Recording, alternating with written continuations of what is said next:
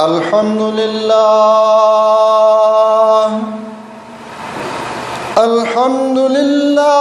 नहमदुहु व नस्तईनुहु व नस्तगफिरुहु व नु'मिनु बिही व नतवक्कलु अलैहि व नऊज़ु बिल्लाहि मिन शुरूरि अनफुसिना व मिन सय्यिआति अअमालिना मन यहदिहिल्लाहु फला मुदिल्ल लहु व मन युद्लिल्हु फला हादिय लहु व नशहदु अन ला इलाहा इल्लल्लाहु वहदहु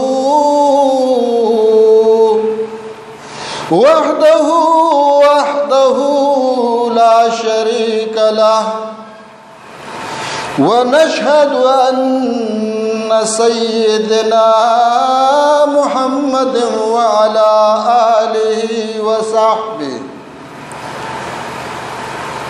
व अस्हाबिहि व इत्बाइ उम्मती अजमईन। अम्मा बादु फ़अऊज़ु बिल्लाहि मिनश शैतानिर रजीम। बिस्मिल्लाहिर रहमानिर रहीम। वक़ाल अल्लाहु सुब्हानहु व तआला फ़िल क़ुरआनिल मजीद व फ़ुरक़ानिल हमीद। या अय्युहल्लज़ीना आमनु दुख़ुलू फ़िस्सिल्मि काफ़्फ़ा वक़ाल अन्नबिय्यु सल्लल्लाहु तआला अलैहि वसल्लम मन क़ाल ला इलाहा इल्लल्लाहु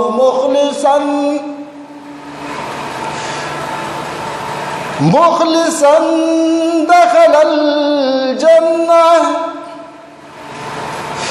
क़ील वमा इख़लासुहा या रसूलल्लाह।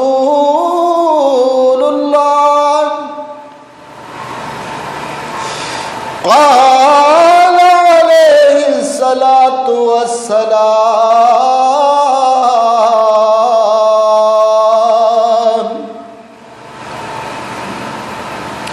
अन तहजिज़हु अन महरिमल्लाह। सदक़ल्लाहु मौलानल अज़ीम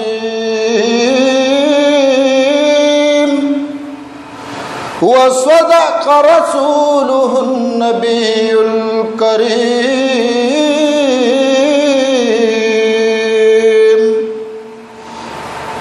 व नहनु अला ज़ालिका लमिनश शाहिदीन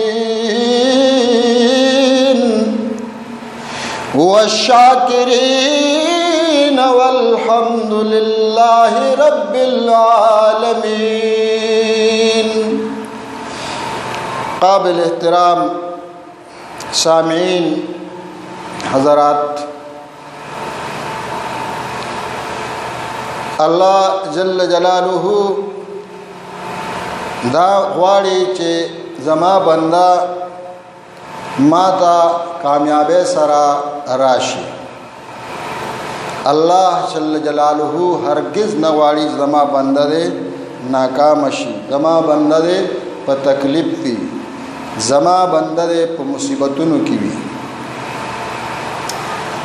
इंसान हम दा न ग़वाड़ी चे ज़दे नाकाम यम زه په مصیبتونو کې يم، زه په تکلیفونو کې يم.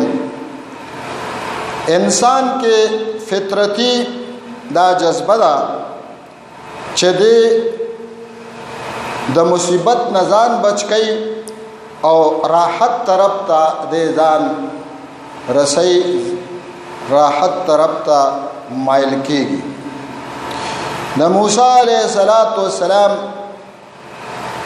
خبره تاسو ته معلومه ده چې کله هغه ورکوټوالي کې داغه امتحان اغسته شو، فرعون وی چې دا موسی دی علیه السلام او خزي وتوي چې دا نه دی، او کچره ته ډیر زیات شک کې نو راځه د دبه منګه امتحان واخلو نو پته به ولګي. نو هغوی داغه د امتحان د پاره یو طرف ته د اور سروټ کې خو دی او بل طرف ته لالونه جواهرات او ګلونه کې خو دی. نو د ماشوم خدا فطرتي جذبه ده چې د خصي طرف ته لاس وړاندې کوي او د مصیبت د سیز نه ځان بچ کوي. ماشومانو ته چې کله ګرمه چې په پیاله کې واچي نو هغه مور ته امي امي فو د فو نو لاس نه وړي وتا. د کرنګ موسی عليه السلام ته یو طرف ته د راحت والا سيزونه کې خو دې شو او بل طرف ته د مصیبت والا شی اور کې خو دې شو سروټ کې. نو موسی علیہ السلام هو ماشوم هغه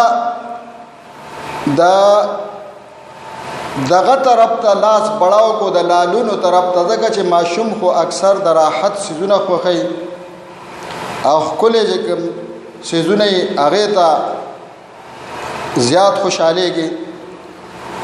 نو الله جل جلاله جبرائیل علیہ السلام راولې غلو او د موسی علیہ السلام لاس اونې ولو او پزې دا لالونو په سروټ کو باندې ورته لاس کې هو دو سروټ کې خلی ته وروړي او جبه هم په لګا شان اوس وزیدا چې داغه په وجه داغه په جبه کې لکنتو. نو انسان کې دا فطرتي جذبه چې د مصیبت نزان بچکی او راحت خوخی او الله جل جلاله هم خپل بندا ناکام لیدل نه غواړي. خو انسان چې د کامیابی کملاره اختیار کړی دا هغه طرف ته تللی چې کم ناکامۍ طرف ته تللی دا او الله چې موږ د پاره کومه د کامیابی لار ښودلې ده هغه چې دا هغې کې خو ښکاري تکلیفونه لیکن هغه د راحت په معمولی غونته ګناه باندې به لږ شان دی په دنیا کې سړی خوشحاله شي لیکن د دې نه وروسته بیا د مصیبتونو سمندر دی. معمولی غونته نیکۍ کې به سړي د تکلیف میلو شي خو د دې نه وروسته بیا د راحتونو سمندر دی، د خوشحالو سمندر دی.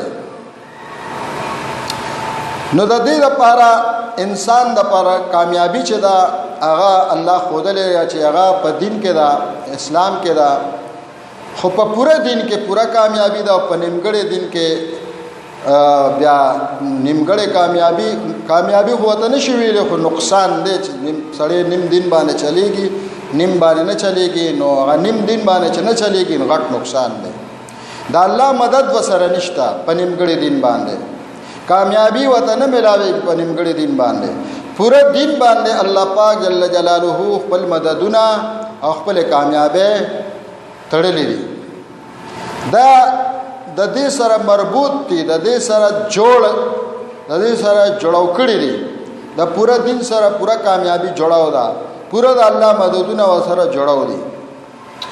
نو په پوره دین کې بیا چې کوم دی د انسان شکل او شباهت ته کاروبار دی، ناسته پاسته ده، خوراک سکاک دی، او د کېدل پاسېدل دي، نشست او برخاست دی او هر کار هر خبره هر حال کې هر مقام باندې دی با د نبی په طریقه او د الله په حکم باندې عمل کوي. نو دی با په هر حال کې په هر خبره کې په هر مقام باندې الله پاک کامیاب کی. نو دغه رنګ الله جل جلاله مونږ ته دا ارشاد او فرمایلو د دې آیات مفهوم عرض کوما چې اے ایمان والو تاسو پوره په دین کې داخل شئ. نو چانه مطالبه ده د ایمان والو نه دیونه وی چې یا ایها الکافرون یہ کافرانو. ایمان والو ته الله پاک کوئی چې تاسو پوره په دین کې داخل شئ. بل ځای کې الله جل جلاله فرمایي چې یا ایها الذین آمنوا آمنوا بالله. اے ایمان والو تاسو ایمان وروړئ په الله باندې. نو ایمان والو ته الله پاک چې کوم دی فرمایي چې ایمان وروړئ. نو الله جل جلاله فرمایي چې مدینه والا ایمان صحابه والا ایمان داغه مثال الله جل جلاله په سوره بقره کې ذکر کړی دی.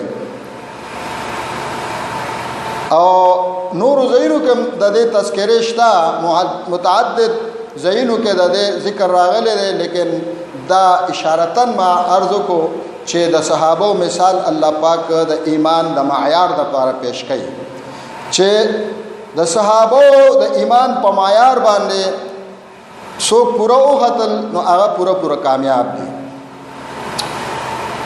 او بیا چې ان نبی علیہ الصلوۃ والسلام نمونه چې دا د صحابه کرامو په ژوندۍ کې موجوده ده.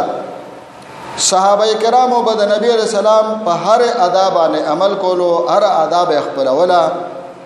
نو موږ هم د نبی علیہ السلام هر آداب خوښو.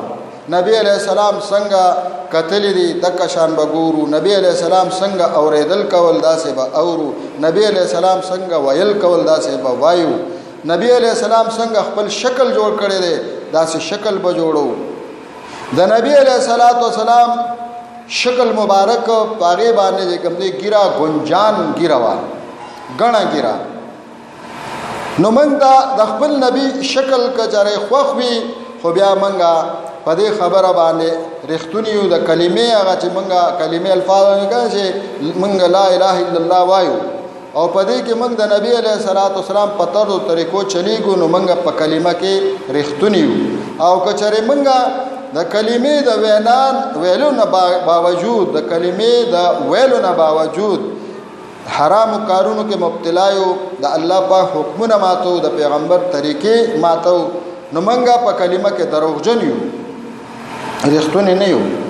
ځکه صحابه کرامو عرض کو چې یا رسول الله صلی الله علیه وسلم د کلمې اخلاص څه دی؟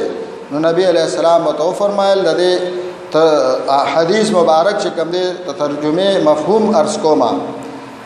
نو هغه ورته دا فرمایل نبی علیہ السلام چې انسان د حرام کارونه منشیدا د کلمې اخلاص دی. یو سړی دی چې هغه ګیره کلول حرام دی، حرام کارای کې مبتلا دی او دی د کلمې اقرار کوي، خدا چې کوم دی په کلمه کې په جبه اقرار کوي خو په زړه کې دی دروغجن دی، ځکه چې دی عملی طور سره د نبی علیہ الصلوۃ والسلام په طریقو باندې نه چلیږي، مخالفت کوي. او نبی علیہ السلام ارشاد فرمایي چې ټول پوره امت به زما جنت ته داخليږي مگر چې چا انکار وکړو. صحابه عرض کو چې یا رسول الله صلی الله علیه وسلم د دې څه مطلب دی، انکار کون کې څه معنا؟ نو نبی علیہ الصلوۃ والسلام او فرمایل چې چا زما اطاعت کو، زما په طریقو باندې ژوند اختیار کو، زما شکل او شباهت جوړ کو، نو هغه به جنت ته داخليږي. او چا چې زما نافرمانی وکړه نو هغه انکار کون کې دی، هغه جنت ته نه داخليږي. نو دغه رنګه ګیره کلول دا هم د يهوديانو طریقه ده، د مجوسیانو طریقه ده. ګیره چې څوک کلی نو د نبی علیہ السلام زړه زخمی کوي، د نبی علیہ السلام په زړه باندې خنجر چلی، د نبی علیہ السلام ټوکړي، د نبی علیہ السلام زړه ټوکړي کوي. نبی علیہ السلام قاتل جوړیږي چې څوک ګیره کلی. یو وخت چې دی دا غي په بدله کې یو لړم جوړیږي په قبر کې. او بیا ګیره کلول ګناه کبیره ده، عظیم جرم دی.